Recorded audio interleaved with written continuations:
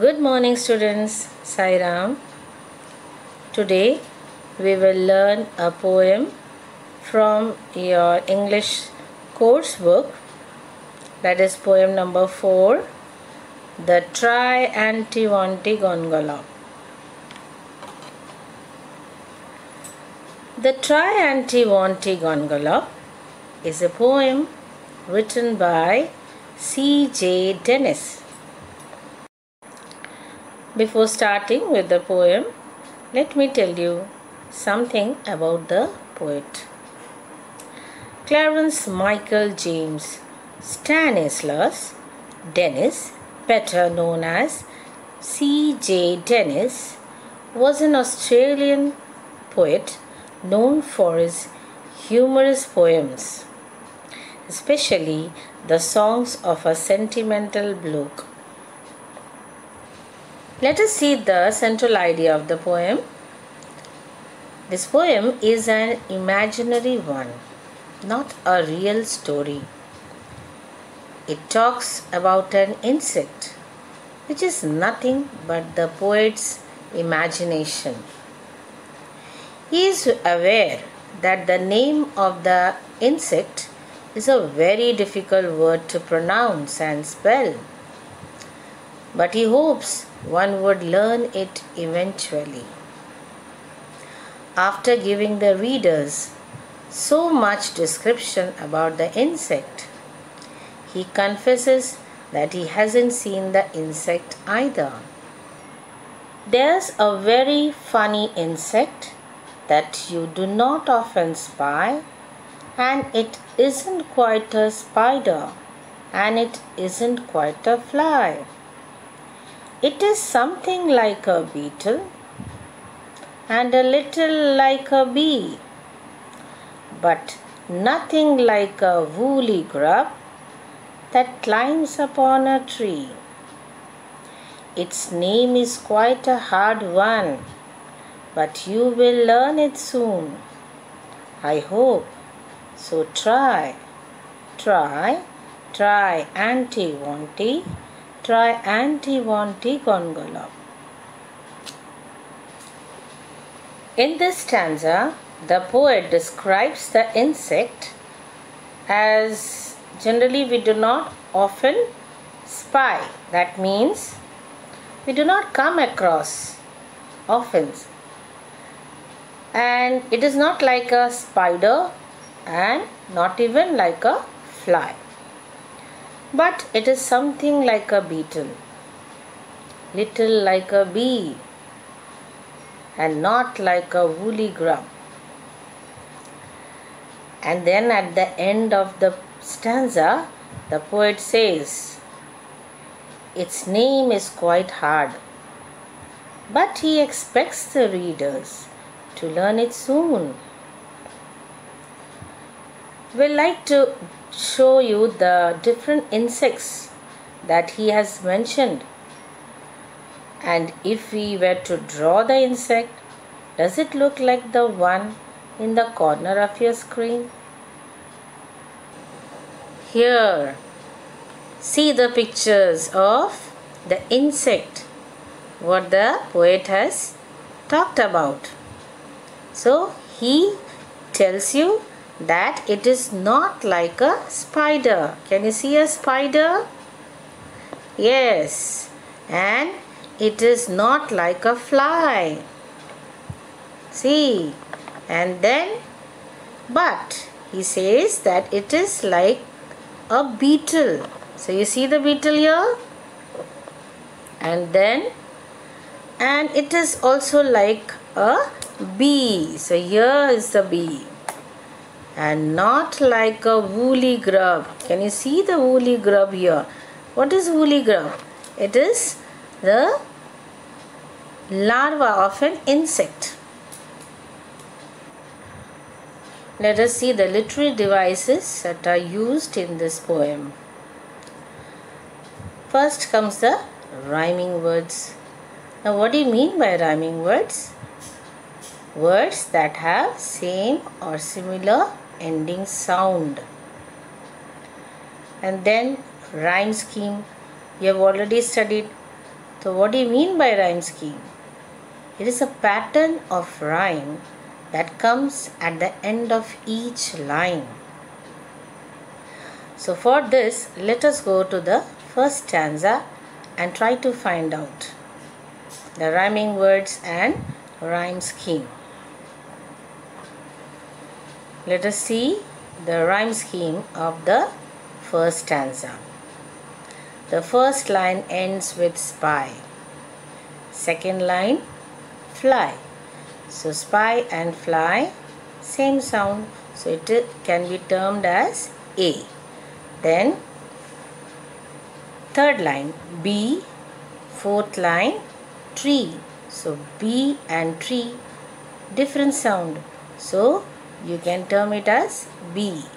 And then hope and lope, C, because they are sounding the same. So what is the rhyme scheme? It is A, B, B, C, C. Now let us see the rhyming words. So we have already seen how they rhyme. Spy, fly, bee, tree, and hope, try, anti, wanti, gongolo. Now let us find out the figures of speech. It is something like a beetle and a little like a bee. Now what is compared? This insect is compared to beetle and bee. So what is it? It is a simile. Now let us go to the second stanza. Second stanza. It lives on weeds and leaves and has a funny face. Its appetite is hearty and its manners a disgrace. When first you come upon it, it will give you quite a scare. But when you look for it again, you will find it isn't there. And unless you call it softly, it will stay away and mope. So try anti wanti, gongolo. In this stanza, the poet describes some more characteristics of the insect. It lives on weeds. Now weeds means unwanted plants. It has a funny face. Now look at the image that I have made on the screen. Isn't it appearing funny? Now, appetite. Its appetite is hearty. Appetite is hearty means it eats more food. And manners, a disgrace. That means it doesn't behave well. When you first come upon it,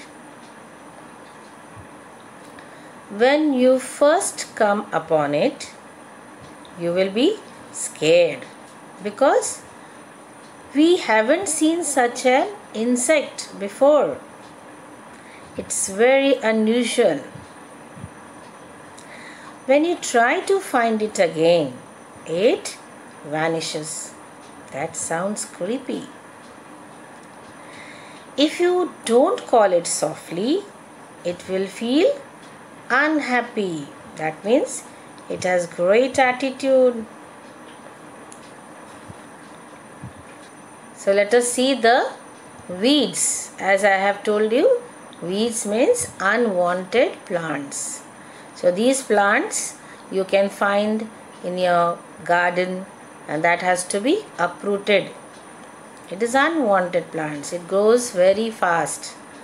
So it has to be removed. This useless plants. And other word you have seen in the lines, it is mope. Feel unhappy. That is, the insect feels unhappy. Okay. If you don't call it softly. So what are the literary devices used in the second stanza? Again, let us see the rhyme scheme. Same, full poem you find the same rhyme scheme is used. A, A, B, B, C, C. Let us see the rhyming words. Face, disgrace, scare, there, mo, try, anti, wanti, gongolo.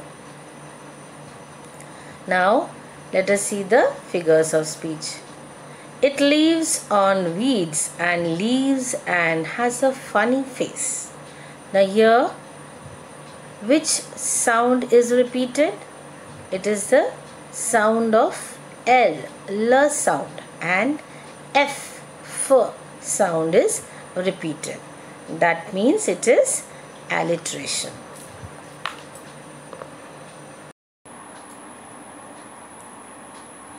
Now third stanza. It trembles if you tickle it or tread upon its toes. It is not an early riser, but it has a snobbish nose. If you sneer at it or scold it, it will scuttle off in shame, but it purrs and purrs quite proudly if you call it by its name and offer it some sandwiches of wax and soap. So try, try, try anti-wanti, try anti-wanti gongolo. In this stanza, the poet describes the nature and behavioral pattern of the insect. It trembles when you tickle or step on its toes. That shows that it is very shy or timid. It is not an early riser. It means it sleeps well for long hours. Insects otherwise also cannot see after dusk. If you sneer or scold, it will run away. That shows it has got a soft heart.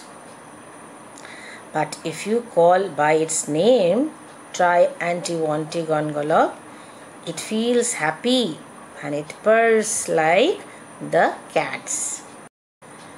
It feels happy when someone gives it to eat, and that too sandwiches made up of wax and soap.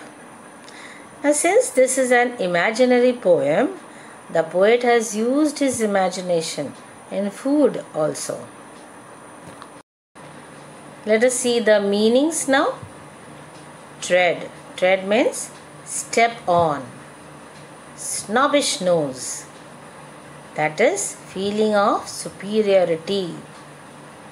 Sneer. Mocking smile. Scuttle off. Run swiftly. So what are the literary devices used in this stanza? Same way. Rhyme scheme is A, B, B, C, C. Let us see the rhyming words. Toes, nose. Shame, name. Soap, try anti-wanti gongolo. Then figures of speech. It trembles if you tickle it or tread upon its toes. Now here what do we find? The sound of T is repeated. That means it is alliteration. If you sneer at it or scold it, it will scuttle off in shame. So again, what do we find? The sound of S is repeated. So again, alliteration. But it purrs and purrs quite proudly if you call it by its name. So again, which word is repeated? Purrs. So it is repetition. Repetition, remember the spelling, children. Then again, it is also telling about the sound. So we have already studied in figures of speech, onomatopoeia. That means it talks about the sound, the purring sound. So it is also onomatopoeia. And offer it some sandwiches of wax and soap. So here S everywhere, some, sandwiches, soap, the S sound is repeated. So it is alliteration. Fourth stanza now. But of course you have not seen it, and I truthfully confess that I haven't seen it either, and I don't know its address. For there isn't such an insect, though there really might have been. If the trees and grass were purple and the sky was bottle green, it's just a little joke of mine, which you will forgive, I hope. Oh, try, anti-wanty, gongolo. In this last stanza, the poet finally confesses the truth by saying he has not seen it either, and he does not know its address, which forest, which place it lives. But if the trees and grass were purple and the sky was bottle green, now he says that there is a possibility that the insect might exist. And we all know trees and grass can never be purple, or the sky will change its color from blue to green. In short, we will never see such an insect. The poet then concludes that this insect was a joke of his, and he hopes the readers will forgive him for this joke. Now let's see the rhyme scheme of this stanza. Same, AABBCC. Rhyming words. Confess rhymes with address, bean, green, hope, try, anti-wanty, gongolo. Now let's see the figure of speech. Which you will forgive, I hope. It is inversion because it is not written in correct prose order.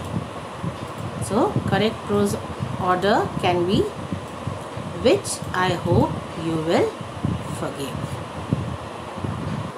Here in this poem, poet has used imagery. Poets often use imagery in their poems. Imagery is where language is used in such a way as to help us to form a kind of mental picture of the thing that is being described or the idea that is being explored. So here we get a mental picture of the insect. Now let us have the value points. Jot down the points. Now let's have RTC questions. For there isn't such an insect, though there really might have been. Which insect is being referred to here? It is the try, anti-wanty, gongolo. When do you think it might have been existed? The insect might have been existed if trees would have been purple and sky was bottle green. Where do you think this insect exists? It exists in the poet's imagination. I hope you have understood the poem. With this, I end my session here. Thank you. Have a nice day.